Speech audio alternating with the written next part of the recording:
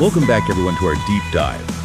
This time we're taking a closer look at lessons 67 and 68 from the course. You could think of these two lessons as building blocks, helping us really understand ourselves better and how we interact with the world around us. Okay, so let's jump right into the actual words from lesson 67. I am in the likeness of my Creator. I cannot suffer, I cannot experience loss, and I cannot die. I am not a body. I would recognize my reality today. I will worship no idols, nor raise my own self-concept to replace myself. I am in the likeness of my Creator. Love created me like itself.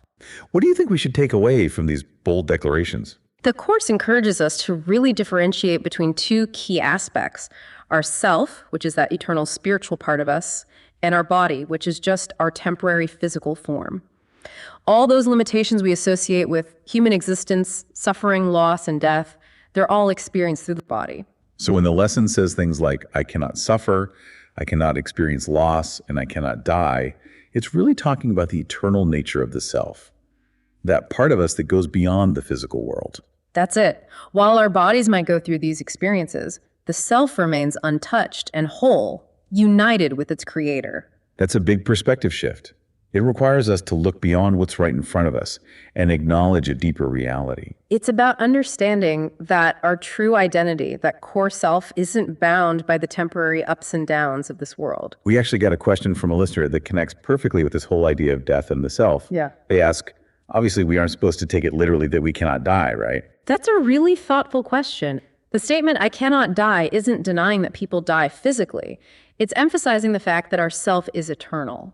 Death, as we see it, is about the body changing, not about the complete end of our true essence. The Course suggests that the fear of death comes from identifying solely with the body, believing that this physical form is all there is to us. But when we understand our true self as something eternal and unchanging, then death can't hold that same power over us. The Course invites us to move past that fear and recognize that our being continues on, that our self is eternal and transcends those physical limitations. Okay, now let's shift gears a bit and talk about lesson 68, which focuses on the complex issue of grievances. Love holds no grievances. Grievances are completely alien to love. Grievances attack love and keep its light obscure. If I hold grievances, I am attacking love and therefore attacking myself.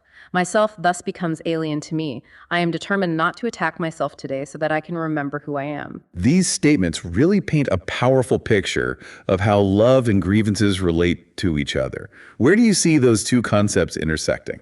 The Course is very clear that love and grievances just don't mix. Holding on to any grievance, whether it's towards someone else or even ourselves, builds a wall that blocks us from experiencing love. So those grievances are almost like roadblocks, stopping the flow of love, dimming its light, and trapping us in this cycle of pain and separation. When we hold on to those grievances, we're basically choosing to stay stuck in the past, focusing on those perceived wrongs and injustices. It keeps our attention on negativity and makes it harder to experience love fully in the present moment. The Course seems to be saying that holding on to grievances isn't just bad for our relationships with others, but also for how we relate to ourselves. The lesson is very clear about that. If I hold grievances, I am attacking love and therefore attacking myself. It's important to remember that in the Course, the self is love. When we cling to those grievances, we're essentially attacking our own true nature. The ego, which is all about separation, thrives on grievances. It uses them to feed this belief in lack and limitation. So the ego holds on to grievances, even if it hurts us in the long run, just to keep itself going. It's a self-defeating cycle, keeping us stuck in suffering. We have another question from a listener that delves deeper into this. They ask, can a person hold grievances against themselves? If so, how would this lesson apply? Both. The Course recognizes that self-grievances are real and they're a powerful attack on love. How do those self-directed grievances actually show up in our lives? Think about those times when you've been super critical of yourself, dwelling on past mistakes or holding on to feelings of guilt and shame. Those are all examples of self-grievances, and they reinforce this idea that we're separate from love and our true nature. So we become our own worst enemy, constantly judging and condemning ourselves for anything we perceive as a flaw. And those negative judgments create a barrier between us and experiencing love, both from ourselves and from others. It just feeds the ego's need for separation and makes us believe we're unworthy. So if we're applying the principles from Lesson 68 to those self-grievances, it means recognizing that those negative judgments are attacks on love itself. Absolutely. It's about understanding that every time we criticize ourselves, we're denying our inherent worthiness and blocking that experience of love that's at our core. So we have to shift our perspective, move beyond the ego's limited view of who we are, and embrace a more compassionate and loving understanding of ourselves. It's a journey of letting go of that self-imposed guilt and shame, stepping into the freedom of self-acceptance and love. The Course puts a lot of emphasis on forgiveness as the way to let go of grievances and open ourselves up to love. How can we actually start putting that into practice in our own lives?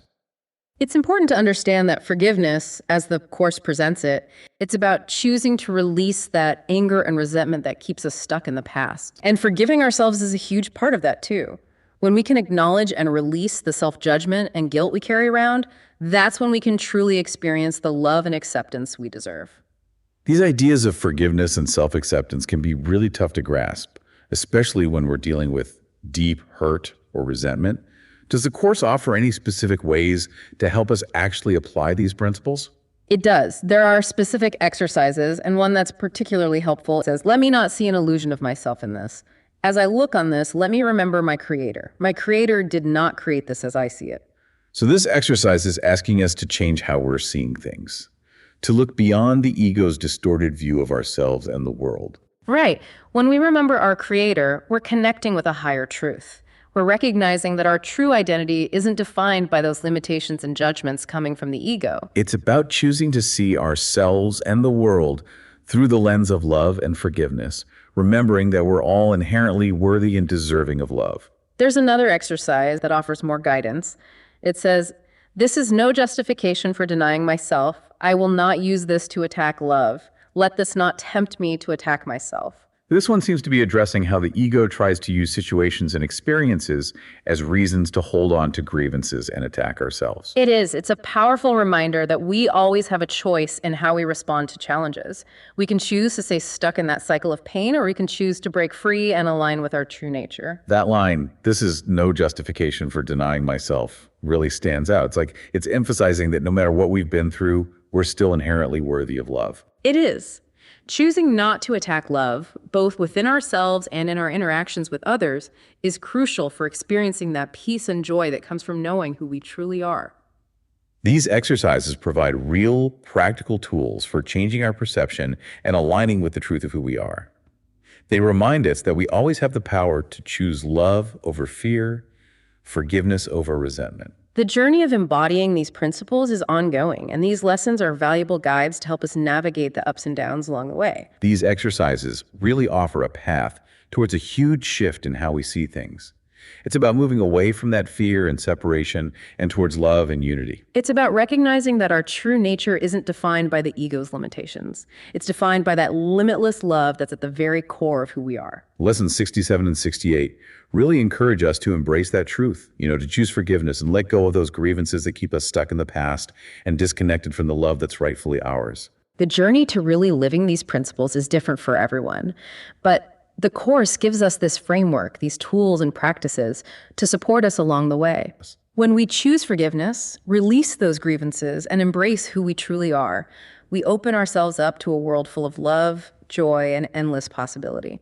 So as we wrap up our deep dive into Lessons 67 and 68, we invite you to really think about what we've explored today and consider how these principles might guide you on your own journey of self-discovery and spiritual awakening. Remember, this journey is always ongoing. I woke up to a miracle today.